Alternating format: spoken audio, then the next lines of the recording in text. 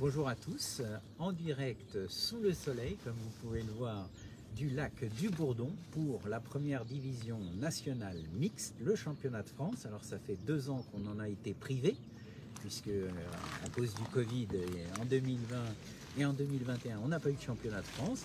Donc le champion de France en titre est toujours Alexandre Codin, qui, je vous le rappelle, si vous avez suivi nos lives, avait gagné à Creusval en 2019. Avec sur le podium Maxime Duchesne et Jérémy Perrin. Donc ici on est au bord du lac du Bourdon, donc dans l'Yonne. C'est un lac assez immense, hein. Vous voyez qu'il est, il est très très beau, hein. Aujourd'hui en plus il n'y a pas encore pas de vent. Demain a priori on nous annonce un temps beaucoup plus compliqué, mais pour l'instant il y a du soleil. Vous voyez qu'il n'y a pas trop de vent, ça risque de jouer sur la pêche. C'est un lac qui fait près de 220 hectares, alors vous pouvez voir quand même que, évidemment, avec l'été qu'on a eu, le niveau est très bas, il est à peu près 1,50 m en dessous le niveau normal, hein. Vous voyez que les berges, c'est du caillou, normalement on devrait être sous l'eau, là où je vous parle, en ce moment je devrais être sous l'eau. Mais c'est un magnifique plan d'eau pour une compétition, parce qu'il y a une densité de poissons absolument fabuleuse. Tous les entraînements qui ont eu lieu cette semaine, il y a eu des scores magnifiques, des pêches à plus de 10 kg. Hein. Alors, il y a quelques semaines, quand on se renseignait sur le parcours, la crainte c'était les poissons-chats. Parce qu'effectivement, il y a beaucoup de poissons-chats sur ce parcours. Mais il y a aussi beaucoup de gardons et de plaquettes. Et visiblement, aux entraînements cette semaine, eh bien, c'est plutôt les poissons blancs qui prennent le pas sur les poissons-chats. Hein. Ce n'est pas souvent le cas. Mais a priori, on devrait s'attendre, sauf sur certaines places, à plutôt une jolie pêche donc de gardons et plaquettes, hein, des poissons qui peuvent faire entre 50 et 150 grammes, quelques plaquettes un petit peu plus grosses jusqu'à 200-250 grammes, mais surtout des pêches très régulières avec beaucoup de touches. Alors justement, cette pêche étant régulière et avec des quantités de poissons assez importantes, puisque on nous a dit que hier ou avant-hier à l'entraînement, Stéphane Potelet par exemple était monté jusqu'à 400 poissons, donc ça veut dire 100 poissons à l'heure. Donc sur des rythmes comme ça, évidemment, il ne faut pas s'attendre à voir les gens pêcher à 13 mètres, à déboîter, etc. On a bien regardé un petit peu tout à l'heure les préparations, les contrôles des èches et des amorces. On voit que les pêcheurs vont se concentrer sur des distances de pêche assez réduites. Alors, soit avec la canne à déboîter, entre 8, 9, 10 mètres grand maximum, soit même à la télescopique. Une technique qu'on a vue à l'œuvre il n'y a pas si longtemps au championnat du monde en Croatie, où les Serbes, je vous le rappelle, ont gagné le championnat du monde en pêchant en particulier sur 3 secteurs sur 5 à la télescopique les poissons-chats. Donc on verra si aujourd'hui et sur ce parcours la télescopique peut être valable. Aujourd'hui il n'y a pas trop de vent, ça peut peut-être être efficace. En revanche demain on nous annonce vraiment un changement de temps avec de la pluie, beaucoup de vent, etc. Donc peut-être que ce sera plus difficile. En tout cas ça va être quelque chose qu'il va falloir suivre. Est-ce que ça va se passer plutôt sur une pêche à déboîter ou plutôt une pêche à la télescopique? Ensuite en termes d'amorce, j'ai regardé un petit peu, à peu près tout le monde prévoit environ 10-12 litres d'amorce et puis le reste en terre, hein, pour pouvoir évidemment sélectionner la taille des prises et avoir des èches qui vont bien rester sur le fond, parce que la profondeur ici est assez faible, hein. On a un plan d'eau qui est à peu près, là, les distances où ils vont pêcher, ils vont avoir 1 mètre, 1,50 m de fond maximum. C'est une pêche dans peu d'eau. Et donc d'avoir une réserve d'èche quand vous avez beaucoup de poissons comme ça, soit vous décidez de rappeler très fréquemment, mais bon forcément pendant que vous rappelez, vous ne prenez pas trop de poissons, etc. Donc une des solutions c'est de mettre un tas d'èche avec une terre relativement collante sur le fond, ce qui vous permet de diminuer votre rythme d'amorçage. Bon, enfin on verra tous ces aspects purement techniques pendant la manche. Là donc, je rappelle, il y a 45 pêcheurs en cette première nationale, donc, qui sont répartis en 3 groupes de 15. Donc aujourd'hui, on va suivre les 3 secteurs. Alors, on n'entend pas grand-chose. On commence par le secteur, vous n'entendez pas trop. Alors, pourtant, il n'y a pas trop de vent, là, vous devriez mieux m'entendre. Je vais parler un petit peu plus fort. Donc, 3 secteurs de 15. On va commencer par ce premier secteur, ici où se trouve Didier Delannoy, qui est à l'aile. Donc on va suivre l'amorçage de Monsieur Plus, Didier Delannoy à cette aile. Donc ce secteur, on a donc, je vais vous citer un petit peu le tirage au sort de ce secteur Y. Donc Didier Delannoy au numéro 1, qui aura à côté de lui Yves Margerin du département de l'Aisne. Puis le numéro 3, c'est Emmanuel Villain. Au numéro 4, on a Arnaud Dupin. Au numéro 5, ce sera Manuel Penin du Nord. Ensuite, au numéro 6, on a Jimmy Martin. Puis, numéro 7, Roger Bordonne du 57. Ensuite, au 8, on a Thomas Monsigny de Gironde. Puis, au 9, Loïc Maillot du Nord. Numéro 10, Trévine Lacaze. Le son est faible. Le son est faible. Bon, on va essayer de régler tous ces problèmes techniques tout à l'heure. En tout cas, je continue. Donc, numéro 10, Kevin Lacaze. Numéro 11, c'est Romain Durand, du 87. Numéro 12, c'est Grégory Pétillot. Numéro 13, Florian Hautebout. Numéro 14, Olivier Defrocourt. Et donc l'aile, on va dire, à droite, près de la digue, là-bas, ce sera Grégory Verdière de l'Aisne. Donc ensuite, on aura le secteur du milieu qui va être un très beau secteur puisque nous avons Stéphane Potelet, Alexandre Codin, Alain de 8000, etc. Donc on ira le voir à la mi-temps, après 2 heures de pêche, donc à 14 heures. On ira voir un peu ce qui se passe dans ce secteur. Et puis on terminera avec le dernier secteur, pour suivre, comme on le fait d'habitude, la pesée. Mais là, je vais me mettre un petit peu vers Didier. On va suivre donc l'amorçage de départ de Didier et le début de cette manche dans ce secteur Y. Merci. Alors, allons-y. Hop.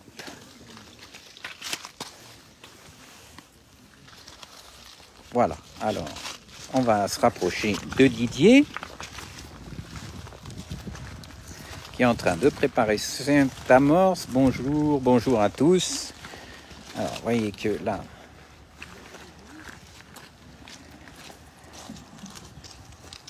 on tombe bien, on est juste à l'aile derrière Monsieur Plus qui fait ses boules d'amorce. Alors, vous voyez qu'il a quand même prévu un amorçage assez massif au départ, hein, c'est ce que je disais. Il y a beaucoup de touches, donc il y a intérêt à avoir quand même un tas d'amorces et d'èches sur le fond important pour pas avoir à rappeler trop souvent. L'important, ça va être d'avoir un bon rythme de prise. Donc, je rappelle que à sa droite, il aura Yves Margerin de l'Aisne, on peut voir ici là en second plan.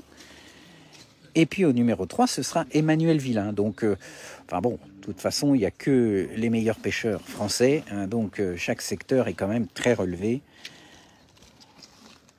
Et comme je l'ai dit tout à l'heure, le secteur du milieu, on aura vraiment un beau match avec Stéphane Potelet, Alexandre Codin, Alain de 8000. On ira voir ça tout à l'heure. Je vous l'ai dit, à 14 h, on fera le point sur le deuxième secteur. Et puis, on terminera cette première manche dans le dernier secteur. Et on suivra la pesée complète de ce dernier secteur. Donc, je rappelle que c'est des manches de 4 heures, un classement au poids. L'amorçage va se faire 10 minutes avant midi, donc midi moins 10, amorçage lourd. Les pêcheurs peuvent jeter donc des boules à deux mains, hein, faites à deux mains. Je rappelle qu'ensuite, ils n'ont pas le droit de faire des boules à deux mains pendant la partie de pêche. Ils peuvent rappeler uniquement avec des boules faites à une main, que ce soit à la coupelle ou à la main d'ailleurs, ou même à la fronde. Enfin là, la fronde, je pense qu'on n'aura pas vraiment d'utilité. Alors, vous voyez que Didier là est en train de préparer des boules de terre. Donc il a préparé des boules d'amorce avec principalement des asticots, sûrement des asticots morts, j'ai pas eu le temps de regarder, mais il prépare aussi donc des boules de terre dans lesquelles il met le fouillis qui va servir de réserve pour le coup, hein, c'est ce que j'expliquais tout à l'heure. Il est important d'avoir aussi des appâts qui vont se déliter sur le fond très progressivement, c'est-à-dire évidemment une amorce qui va agir plutôt rapidement, et puis ensuite une terre plus collante avec des èches à l'intérieur qui vont s'ouvrir beaucoup plus lentement et qui vont donc permettre d'éviter d'avoir à rappeler très régulièrement. Bon, merci de me confirmer que le son est bon. Alors j'ai un petit ponton, je vais essayer de me mettre sur le petit ponton sans trop déranger quand même les pêcheurs. Ici, pour pas déranger, voilà, comme ça je vous montre ce magnifique plan d'eau. Aujourd'hui on a vraiment, vous voyez que le ciel est quand même très bleu. On en profite parce que, encore une fois, demain, c'est pas sûr qu'on se soit les mêmes conditions météo. Mais ça va être intéressant de voir justement si, en l'absence de vent, la télescopique peut rivaliser avec la canne à emboîtement. Alors, pour tout vous dire, vous voyez, si vous regardez le matériel de Didier, vous remarquez qu'il n'a pas monté, lui, du tout de télescopique. Il a monté que des kits, des cannes de, allez, on va dire, entre 8 et 9 mètres. Il a d'ailleurs monté 2 cannes, une canne pour pêcher et une canne entière pour la coupelle, ce qui lui permettra évidemment de ne pas avoir à déboîter sa canne qui porte la ligne pour pouvoir mettre le kit coupelle et amorcer. Donc avec ces 2 cannes, évidemment, il pourra être beaucoup plus rapide à l'amorçage. Alors je disais, pas de canne télescopique pour Didier, uniquement des cannes à emboîtement. Vous voyez qu'il a un fond, un maximum 1 mètre de fond, grand maximum là où il est. Des flotteurs de type bouteille, quelques flotteurs un petit peu plus trapus, avec une forme presque un peu de bolognaise, vous voyez, avec le renflement plutôt sur le haut. Des formes bouteilles et surtout des antennes d'assez fort diamètre, mais très courtes. Donc il est parti sur une pêche où il va utiliser des èches relativement importantes, forcément, vu le rythme des prises et les tailles moyennes des poissons, je pense que ce sera sûrement une pêche beaucoup plus à l'asticot, voire au castor, ou même peut-être au petit tronçon de ver de terre, il faut voir selon les poissons qui vont mordre, plutôt qu'au ver de vase, puisque je le rappelle, hier on était sur des pêches entre 300 et 400 poissons. Est-ce qu'il y a des cannes anglaises de prévues, Benoît? Je n'en ai vu aucune, franchement, vu le rythme des prises qu'il y a à faire à la canne, il n'y a pas vraiment de gros poissons à prendre. En tout cas, ils ne sont pas plus gros à l'anglaise, donc ce serait du suicide de se mettre à pêcher à l'anglaise sur ce type de parcours. Alors, il y a des carpes, pendant la préparation, on a vu sauter des carpes, mais enfin, personne ne va tenter un va-tout pareil. Je pense que tout le monde va faire une pêche. Alors, encore une fois, je pense que ça va se jouer peut-être entre la télescopique et la canne à emboîtement. Ça va être un élément important à suivre. C'est vrai que Maver, comme toutes les marques Mathieu, comme toutes les marques italiennes, font d'excellentes télescopiques. Le problème de la télescopique, c'est évidemment que vous avez un peu moins bon contrôle de ligne, vu la longueur de la bannière, vu qu'il n'y a pas tellement de fond. Forcément, vous avez une longue bannière. Et s'il y a un peu de vent, alors aujourd'hui, c'est pour ça que je dis que le vent n'est pas très fort pour l'instant. Vous voyez, la surface de l'eau est assez lisse. Peut-être que la télescopique peut être bonne. Après, ça oblige aussi à pêcher avec des flotteurs un peu plus lourds. Alors, c'est peut-être pas trop gênant vu la quantité de poissons qu'il y a. Mais d'après Didier, parce que je lui ai posé la question, évidemment, il m'a dit le problème de la télescopique, c'est que on a tendance à prendre des poissons un peu plus petits. On a en tout cas beaucoup plus de mal à trier la taille des poissons qu'en pêchant avec une canne à emmanchement. Vous voyez que là, il s'est mis en position. Bientôt, ça va être l'amorçage. Vous voyez, il a une canne à 9 mètres. Il va être à peu près à 9 mètres du bord. Et donc, on a vu qu'il avait préparé des boules d'amorce avec des asticots et ensuite des boules de terre avec du fouillis.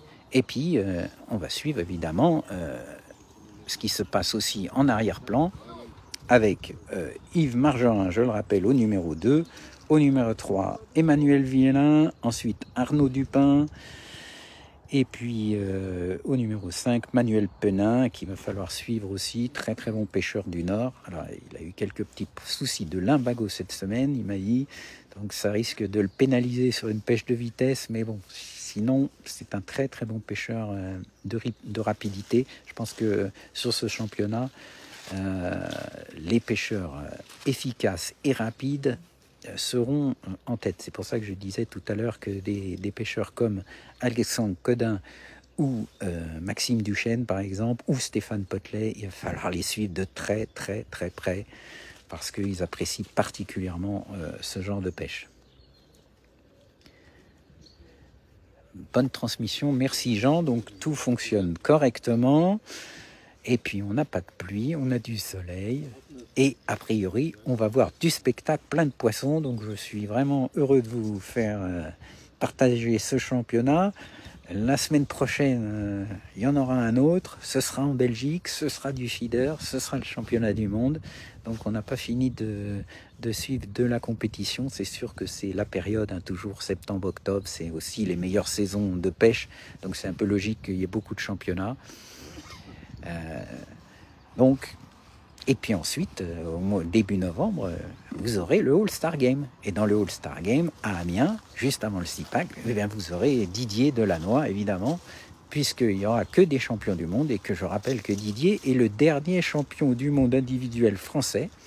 Il avait gagné en Pologne en 2013, avec en particulier une deuxième manche assez magnifique. J'avais passé toute la manche derrière lui.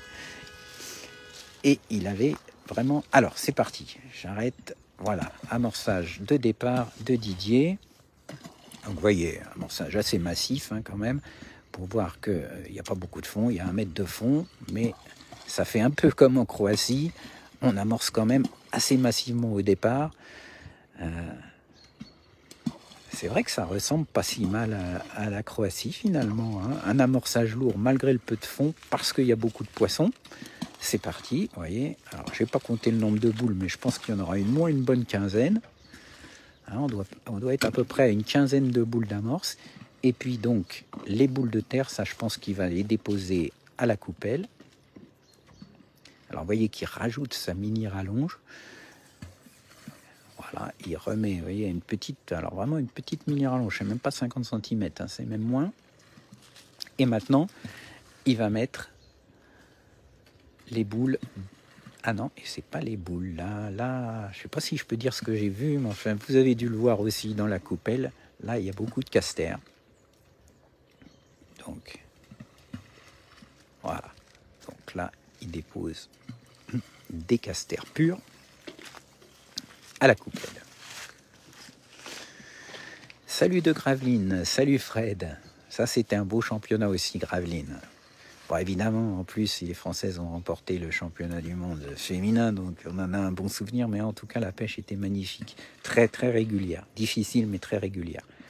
Là, a priori, on est plutôt sur une pêche qui va être relativement facile, entre guillemets. Est-ce qu'elle sera régulière? Là aussi, c'est une question qu'on peut se poser. Visiblement, il y avait quand même certaines zones où il y avait un peu plus de chats que de poissons blancs, ce qui n'était pas forcément une bonne chose, puisque les poissons blancs sont quand même plus gros en moyenne que les poissons chats. Donc je pense que tous les pêcheurs préféreraient aujourd'hui prendre des poissons blancs plutôt que des poissons chats. Donc Didier continue son amorçage complémentaire à la coupelle. Alors, qu'est-ce qu'il met? Il nous a mis donc des boules d'amorce à la main, ensuite des casters, et maintenant, c'est... Alors, ce sont des asticots. La double terre, non, pour l'instant, il n'a pas mis la double terre encore. On a vu qu'il a préparé des boulettes de double terre avec du fouillis, mais pour l'instant, je ne l'ai pas vu les déposer. J'ai vu surtout un amorçage à base donc de son mélange d'amorce de départ, une amorce assez sombre. Alors on peut regarder en même temps ce qui se passe dans le fond, hein. Donc, alors je vois que son voisin amorce un peu plus loin, hein. Il a monté, je pense même que c'est une 13 mètres carrément. Je suis assez surpris. Ou 13 mètres, il me semble que c'est 13 mètres, oui. Alors il est peut-être un petit peu en retrait. Vous voyez que les pêcheurs ont le droit de se mettre dans l'eau. Et que l'organisation a mis une cordelette, hein, vous voyez l'espèce de piquet jaune et rouge à côté de Didier. En fait, il y a une corde qui est tendue sur tout le long du parcours pour la distance à laquelle les pêcheurs ont le droit de rentrer dans l'eau, c'est-à-dire à hauteur de botte en général, et pour éviter que certains puissent avoir une avancée trop nette par rapport à d'autres. Mais il y a quand même quelques petites variations. Si on regarde, Didier est quand même un petit peu en avance par rapport à son voisin de droite. Et vous voyez que la berge, là, si vous regardez dans le fond, elle fait quand même une courbe assez prononcée. Et vous voyez la digue tout à fait dans le fond. Alors la digue, c'est sûr qu'au numéro 15, à l'aile, complètement à l'autre bout, c'est Grégory Verdière, de l'Aisne. Est-ce que ça va être un bon numéro? Souvent près des digues c'est un peu tout ou rien, et a priori aux entraînements il y avait peut-être un peu plus de chat malheureusement vers ce bout, donc on va voir si ça se confirme en pêche, parce que les entraînements et les championnats c'est jamais tout à fait pareil. Il peut y avoir des changements des mouvements de poissons, et puis encore une fois sur ces plans d'eau aussi grands que ça, hein, je rappelle que c'est un plan d'eau qui fait quand même 220 hectares. La présence ou pas de vent, sa force et sa direction jouent beaucoup sur le comportement des poissons. Voilà. Eh bien, pas de mi-distance, non, non. Alors, le fond, vous voyez, si on regarde un peu la berge, hein, vous imaginez bien que le fond, il suit un peu le profil de la berge. C'est vraiment de la pente douce, donc si vous pêchiez vraiment à mi-distance, si vous pêchez à 5-6 mètres, le fond serait vraiment trop faible. Voilà, alors Didier quand même se décide à mettre une coupelle à nouveau. Et là, il y a encore pas mal de casters. Hein. Je sais que Didier, on avait fait un sujet avec lui pour InfoPêche il n'y a pas si longtemps, où il expliquait justement à quel point il considérait le caster comme une neige vraiment exceptionnelle pour sélectionner un petit peu la taille des gardons et des plaquettes. Une neige qui peu utilisée en France, c'est vrai qu'elle n'est pas toujours facile à trouver. Maintenant, on commence un peu quand même à en trouver chez les détaillants dans des plastiques sous vide. Alors, on me parlait juste, j'en profite parce que je regarde ainsi au numéro 2, vous voyez que Yves Margerin, lui, fait une pêche, alors on va dire à mi-distance, c'est pas vraiment une pêche à mi-distance, là, vous voyez qu'il amorce un second coup. Il amorce un coup à environ 9 mètres, 8-9 mètres, alors qu'il a fait son amorçage de massif de départ à 13 mètres. Voilà. Vous voyez, donc en fait, lui, il amorce 2 coups. Pour Didier, c'est un seul coup, à environ 9,50 m pour Didier, et 2 coups pour son voisin de droite. Ensuite, derrière, vous pouvez voir Emmanuel Villa, qui lui aussi est un amorçage à la coupelle. Donc tout le monde a fait un amorçage à la main avec des grosses boules d'amorce au départ, et ensuite complète. Je rappelle à chaque fois que l'on voit un championnat, il y a très souvent cette stratégie qui est de faire un tapis d'amorce avec peu d'èches à l'intérieur, avec des grosses boules d'amorce, et ensuite on concentre les èches. Alors ça peut être de la double terre, comme vous pouvez le voir derrière Didier, ça peut être aussi des èches pures, hein, des casters, des asticomores, des choses comme ça que vous déposez à la coupelle pour concentrer les poissons sur ce tapis d'amorce, sur la zone où vous allez présenter votre èche. Ah oui, super temps, c'est vrai, Garbeau, mais malheureusement, je crains que demain, on ne soit pas dans les mêmes conditions météo. Mais enfin, profitez-en. Là, aujourd'hui, vous voyez que le lac est absolument lisse. Hein.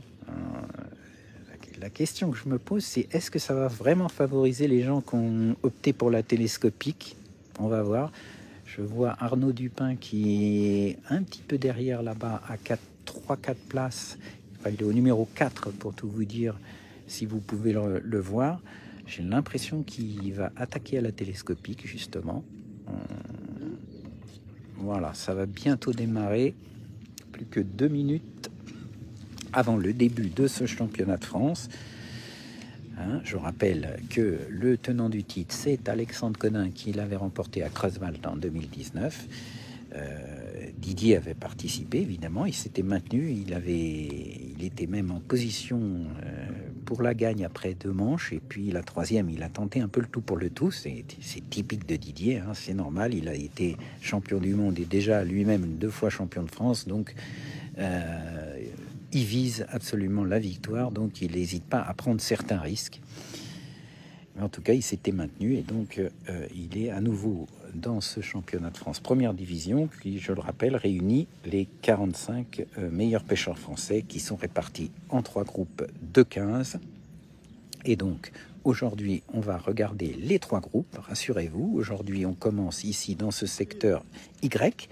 Et puis, à 14 h, je vous donnerai rendez-vous à la mi-temps de cette première manche pour suivre le secteur du milieu. Et puis, on terminera avec le dernier secteur en suivant...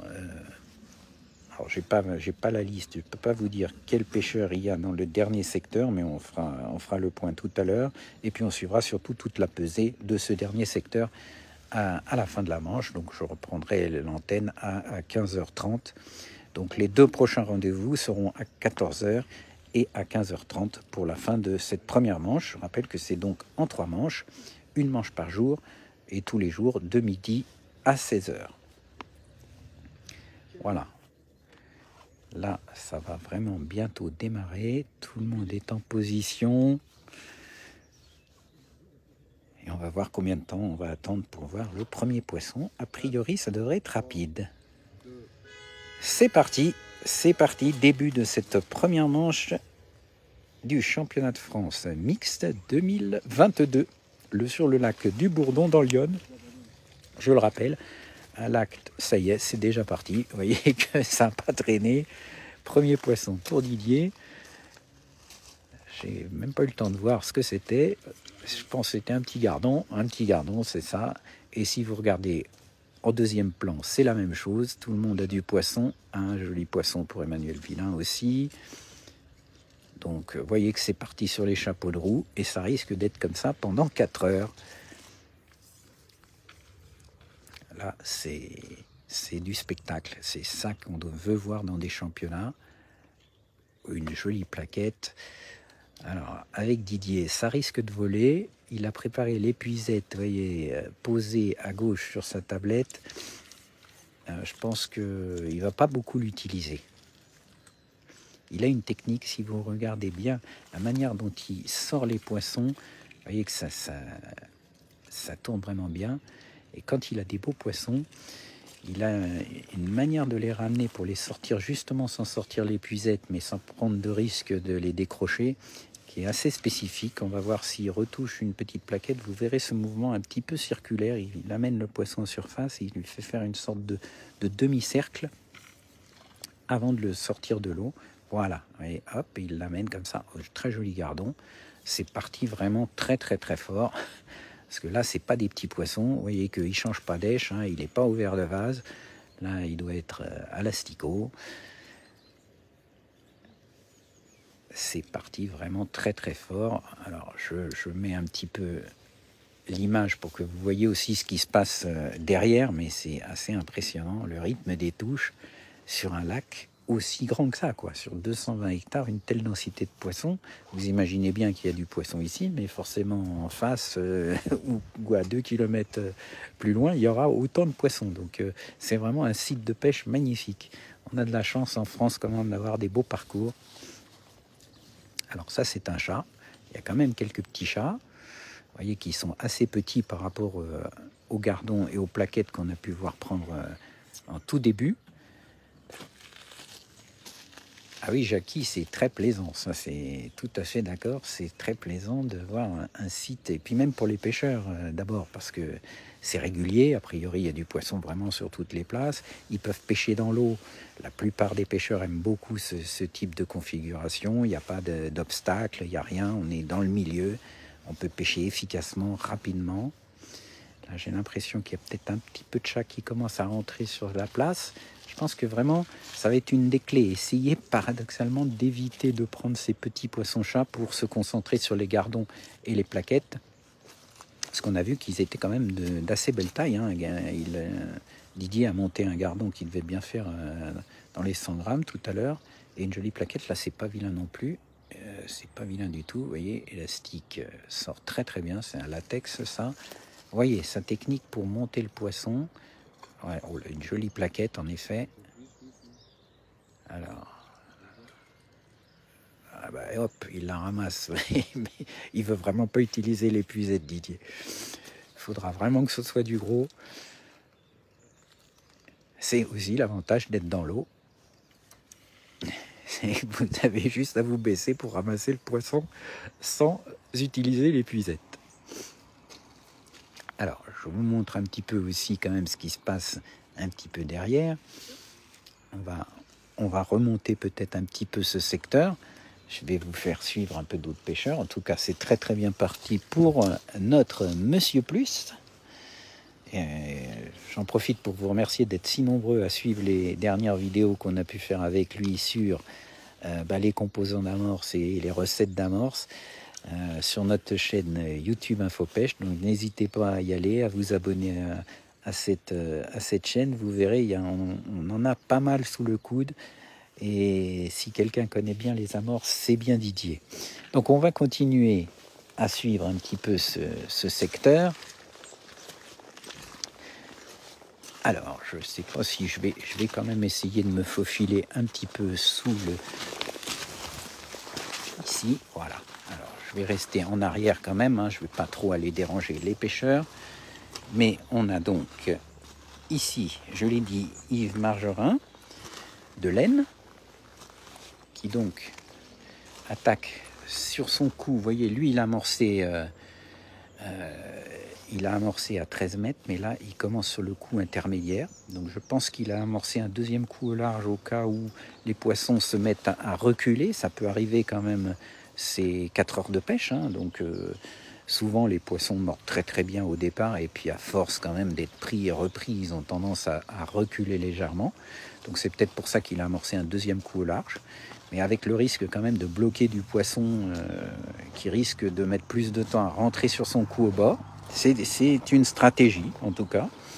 Ensuite, on a au numéro 3, Emmanuel Villain. Alors, je disais tout à l'heure qu'il y en avait qui pêchaient, qui avaient misé sur la télescopique. Visiblement, c'est le cas d'Emmanuel. Donc, vous voyez, Emmanuel est à la télescopique. Je dirais que c'est une télescopique de quoi? 4 mètres 4,50 m grand maximum. Alors, on va voir un petit peu si cette télescopique est efficace ou pas. Alors, évidemment, avec sa ligne, non, visiblement, il change et il passe à la canne à déboîter. Donc, ça veut dire que la télescopique, il n'est pas satisfait du début de pêche avec sa télescopique. En revanche, Arnaud Dupin, qui est juste à côté, lui aussi est à la télescopique. Donc vous voyez que ça va être un élément important sur cette première manche, en tout cas, puisque aujourd'hui on n'a pas du tout de vent, donc la télescopique peut se révéler efficace. Donc là, Arnaud Dupin, inutile de le présenter aussi, un champion qui est sur les premières divisions depuis très longtemps. Du département du 28. Alors sur ce championnat de France d'ailleurs, c'est intéressant de constater que au niveau des régions, c'est évidemment, je dirais, c'est presque logique, les Hauts-de-France qui sont les plus représentés avec 14 pêcheurs qui viennent des Hauts-de-France.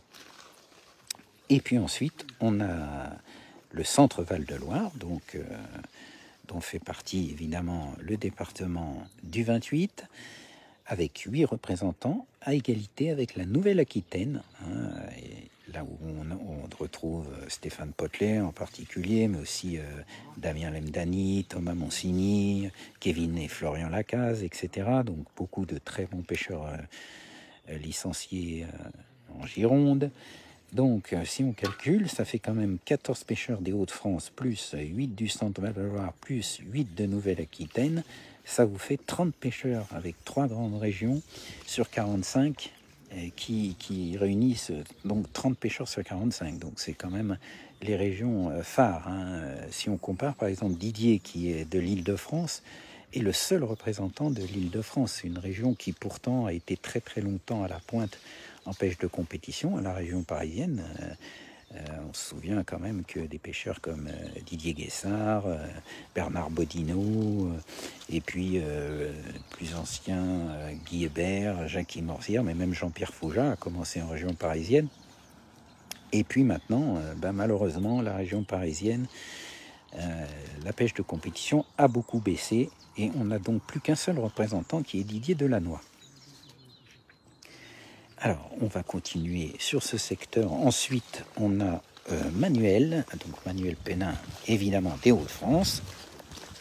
Je l'ai mentionné tout à l'heure. J'ai eu l'occasion de faire quelques sujets avec lui pour le magazine. C'est un excellent pêcheur de gardons. Ce n'est pas une surprise pour les pêcheurs des Hauts-de-France et du Nord. C'est surtout un pêcheur très rapide.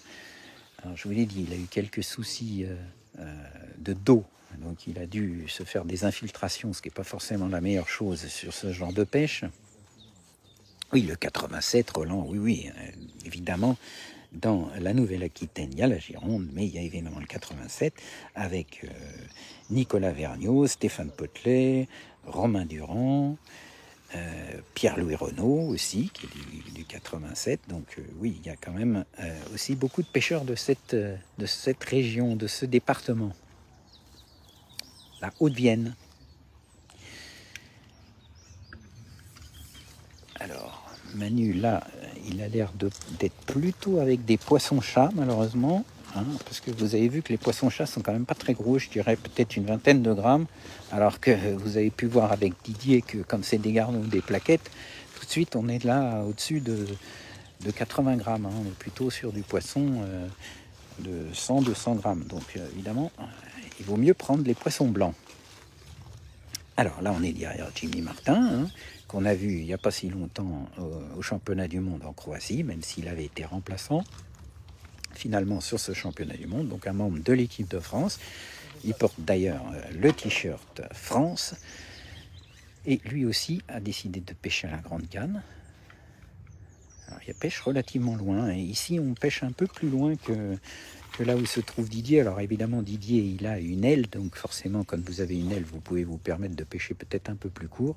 Le risque quand vous avez commencé à être au milieu des autres pêcheurs, c'est de vous faire enfermer, même si je pense que sur une pêche où il y a autant de poissons, le risque de se faire enfermer est quand même moindre peut-être au départ, mais en général les poissons finissent par rentrer assez rapidement. En tout cas là c'est encore du chat, j'ai l'impression, par ici. Par ici, visiblement, on est quand même un peu plus de chasse. Ça confirmerait ce qu'on nous a dit, qu'aux entraînements, plus on allait vers la ligue, et malheureusement, plus il y avait de poissons-chats. Alors, ensuite, après Jimmy Martin, on a Roger Bordonne, du 57. Alors, c'est un nouveau venu en première nationale. Effectivement, le fait d'avoir des championnats maintenant à 45 fait que, on a des pêcheurs il y a beaucoup de turnover, on va dire, puisqu'il y a 17 restants et puis tout le reste redescend. Donc ça veut dire que ça laisse beaucoup d'opportunités pour les pêcheurs de pouvoir accéder à la première nationale et pouvoir pêcher un championnat de France.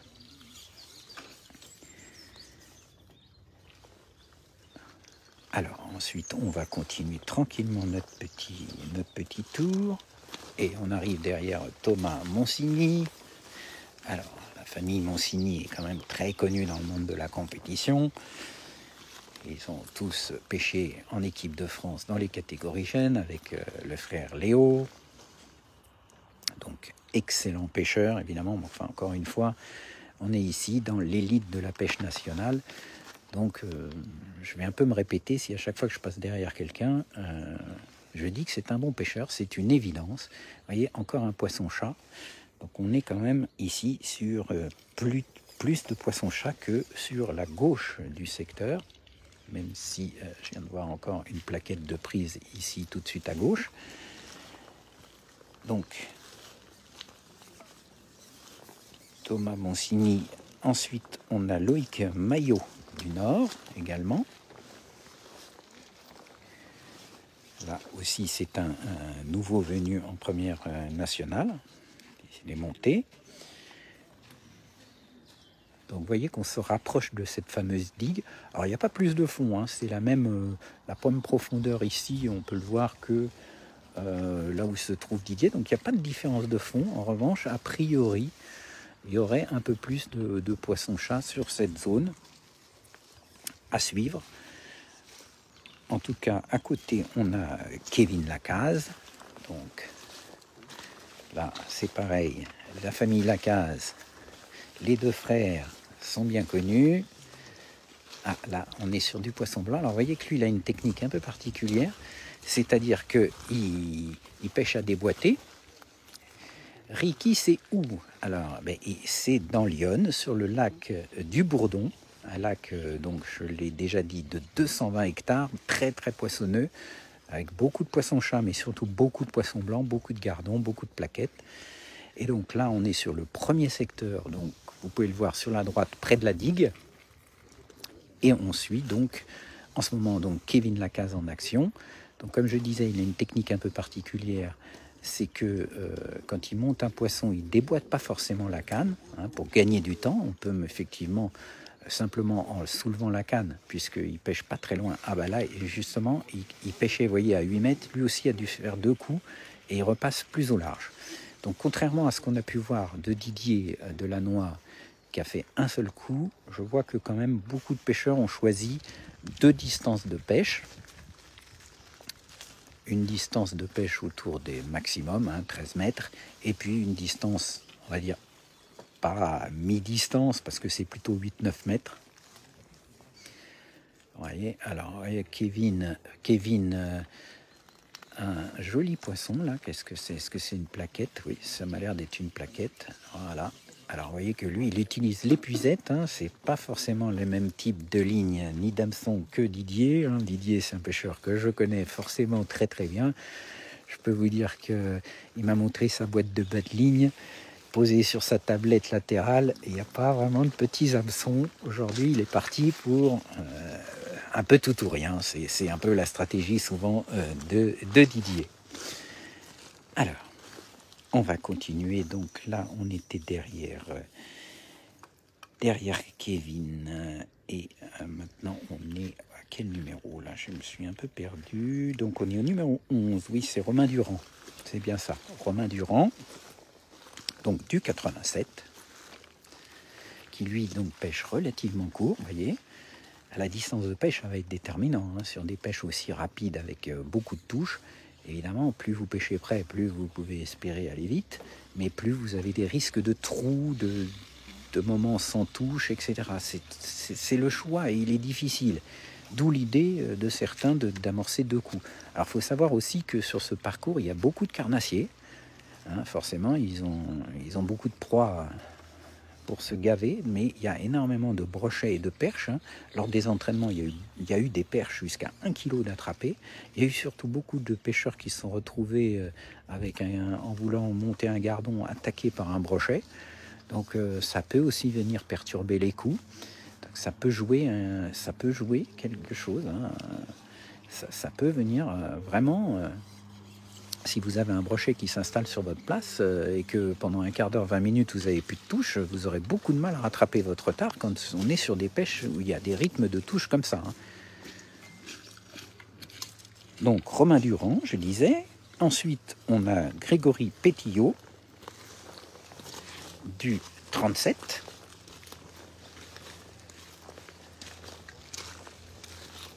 Alors, lui aussi a monté des télescopiques, hein. On peut voir quand même sur le côté là, mais il pêche à déboîter.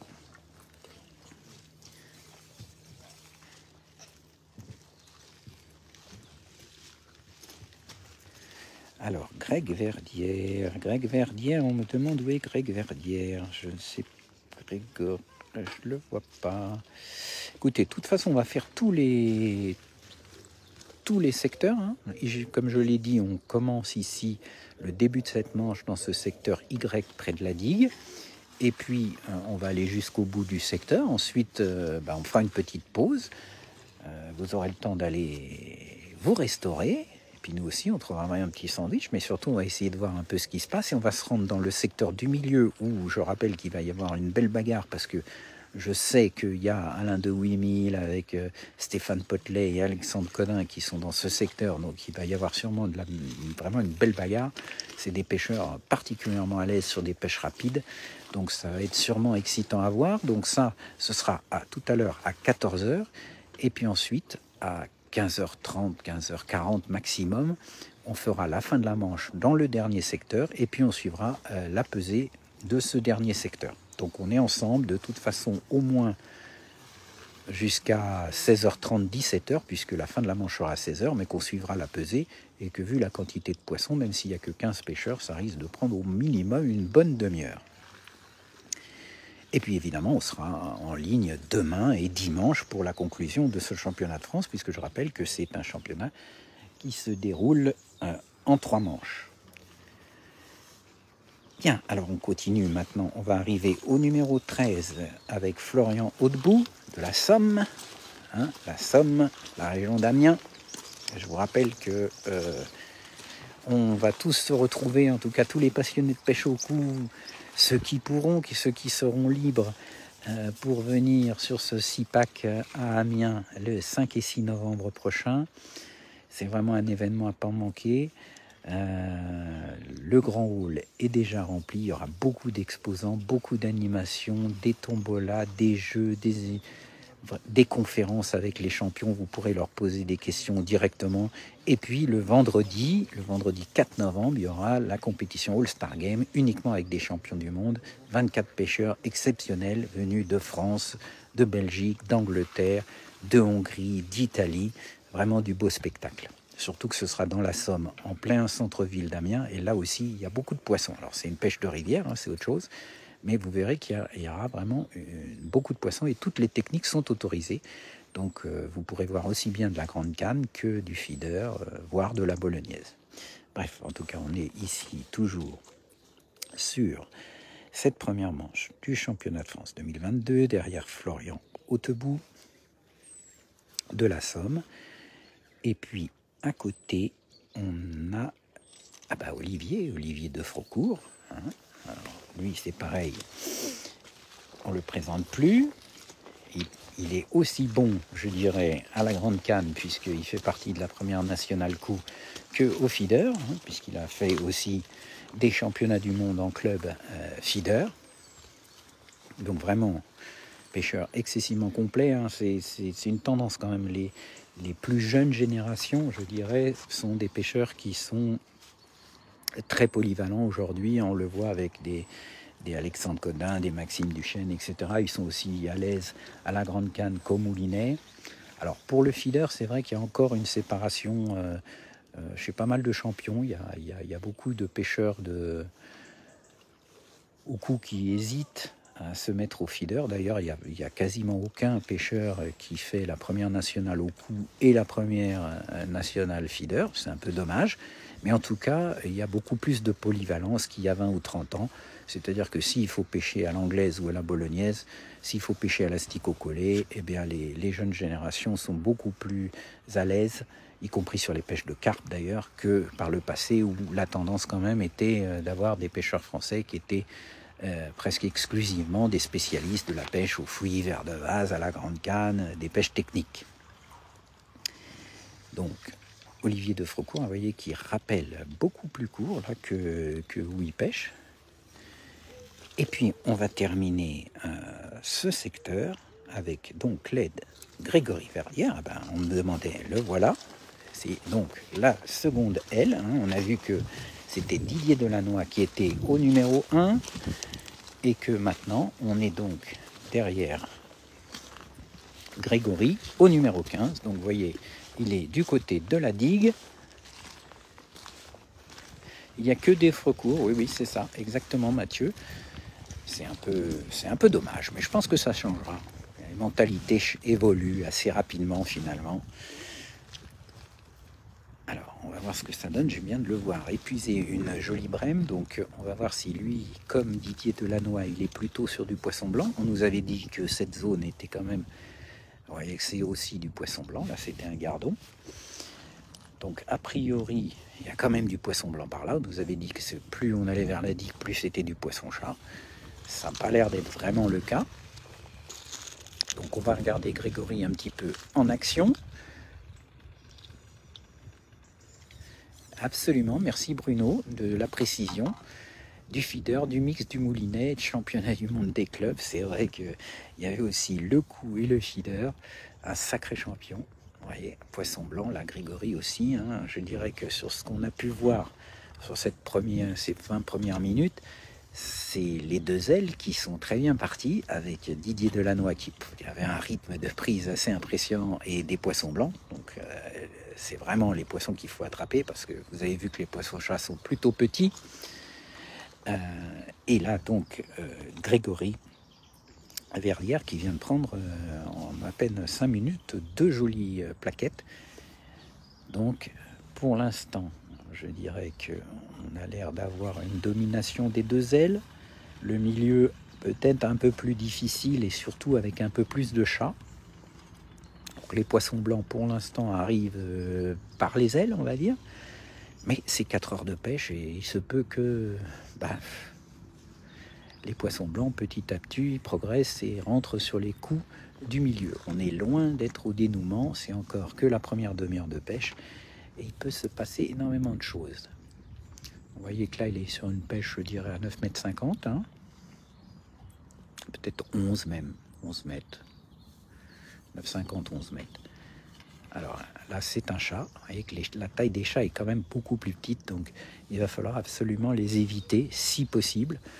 Alors quelles sont les possibilités pour éviter les chats? Ça c'est la question qui revient très régulièrement au magazine. On me demande souvent, est-ce qu'il y a une farine, est-ce qu'il y a un produit pour éviter les chats? Franchement, j'en connais pas. Hein. C'est un poisson qui, quand il a faim, il se nourrit d'à peu près tout. S'il existait vraiment un produit anti-chat, ça ferait longtemps qu'il aurait été trouvé.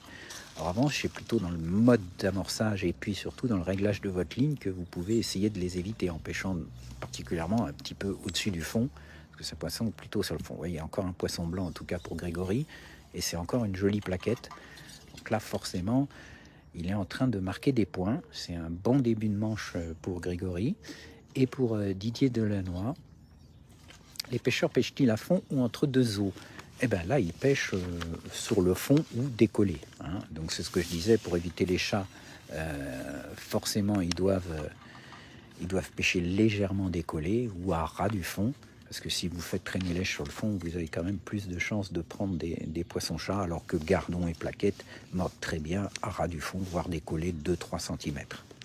Donc en général, c'est quand même l'une des possibilités pour essayer de limiter en tout cas les prises de poissons-chats, même si quand il y en a beaucoup, ça arrive qu'ils mordent même entre deux eaux. Hein.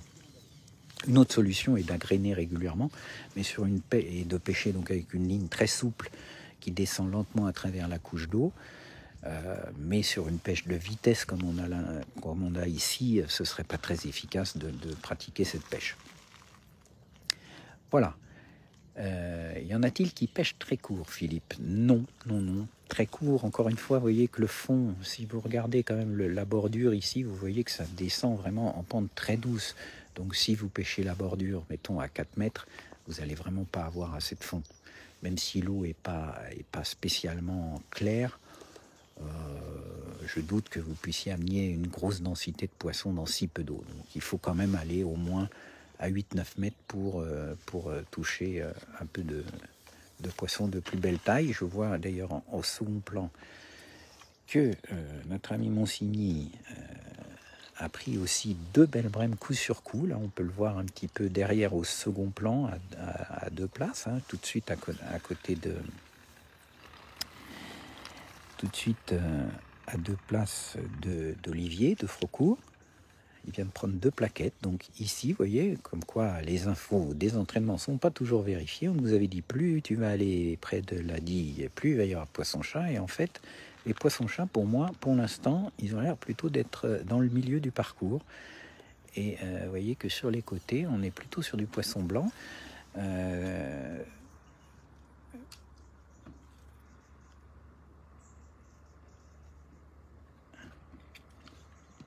Là, c'est encore une plaquette là, à 2 places.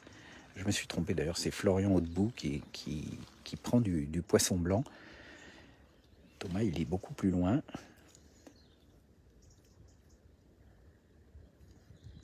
En tout cas, Olivier, ça a l'air plus difficile, j'ai l'impression, pour l'instant. Donc, on va terminer pour l'instant cette retransmission sur ce premier secteur. Je vous donne rendez-vous, on va essayer de suivre un petit peu ce qui se passe dans le secteur du milieu, où je rappelle qu'on a un beau match à venir entre Alain de Windmill, Stéphane Potelet, Alexandre Codin, tous des pêcheurs vraiment très rapides, très à l'aise sur les pêches de ce type. Donc je vous donne rendez-vous tout à l'heure à 14 h pour suivre ce qui se passe dans le deuxième secteur, puisque je rappelle que ce championnat de France se déroule en 3 manches, avec 45 pêcheurs répartis sur 3 secteurs qui sont séparés. Donc ça veut dire que pour chaque secteur, il y a des véritables ailes. C'est pas comme quand les secteurs sont collés les uns aux autres, mais il y a un tirage au sort évidemment par grille. Par exemple, Didier Delannoy, qui a eu le numéro 1 aujourd'hui, aura un numéro 6 et un numéro 11.